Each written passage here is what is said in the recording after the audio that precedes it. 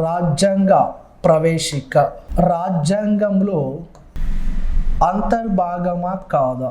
So చూద్దాం. మరి present మన ఇండియన్ కాన్స్టిట్యూషన్లో ప్రియాంబుల్ అనేది one of the part of constitution అని చెప్పచ్చు. Present part of the constitution preamble అని చెప్పచ్చు.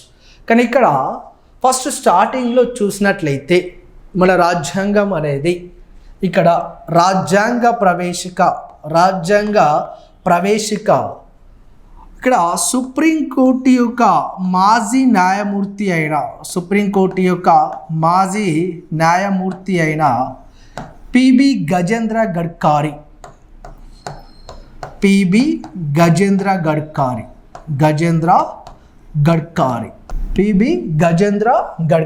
ఇతను ఏమన్నాడు అంటే రాజ్యాంగ ప్రవేశిక రాజ్యాంగంలో అంతర్భాగం కాదు అని చెప్పాడు. అంతర్భాగం కాదు, రాజ్యాంగంలో రాజ్యాంగ ప్రవేశిక అంతర్భాగం కాదు అని చెప్పడం జరిగింది. ఎవరు?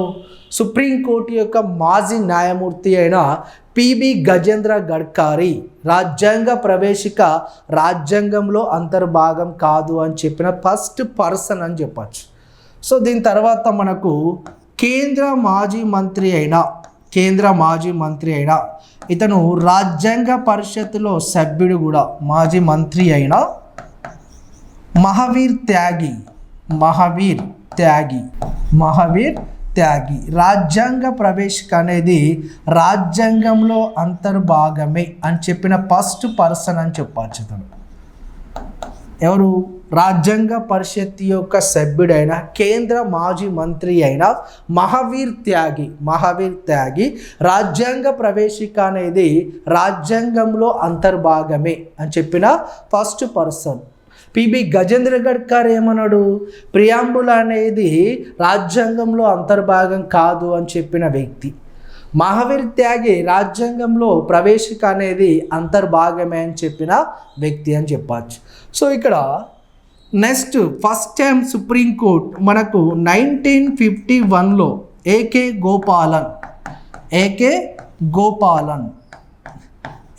Gopalan versus state of Madras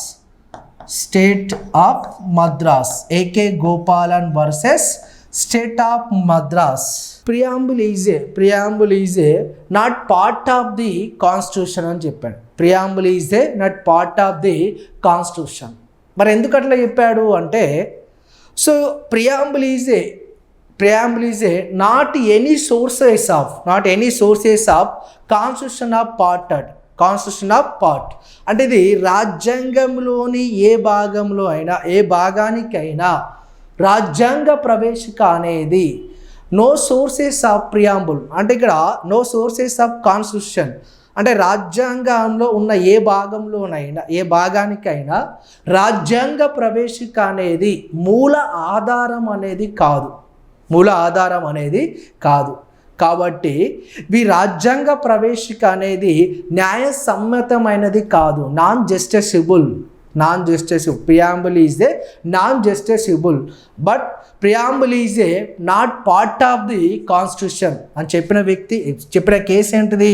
1951 A K Gopalan versus state of Madras case అని చెప్పింది. ఏం చెప్పారు ఇక్కడ? రాజ్యాంగ ప్రవేశిక అనేది న్యాయసమ్మతమైనది కాదు.